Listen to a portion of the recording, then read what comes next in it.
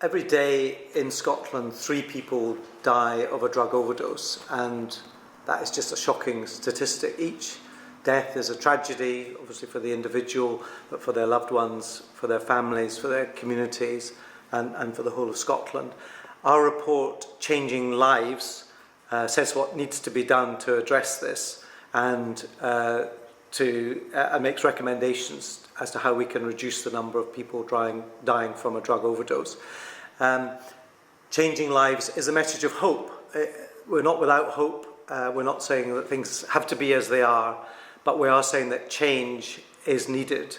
Changes in public attitude, changes in how services are delivered. We do make recommendations to the UK government to say that the law, which at the moment is very much steeped in addiction as a crime problem, we're saying that the legislation, the Misuse of Drugs Act, needs to be changed to reflect a public health approach, which is what we're doing in Scotland. But we also recognise that if that's not their wish, then one option is to devolve the issue of drug legislation to the Scottish Parliament. But we're also saying that the issue is too urgent. We can't leave it until the UK government changed law. And so what we're saying is that we believe that safer drug consumption facilities can be implemented now under the current legislation.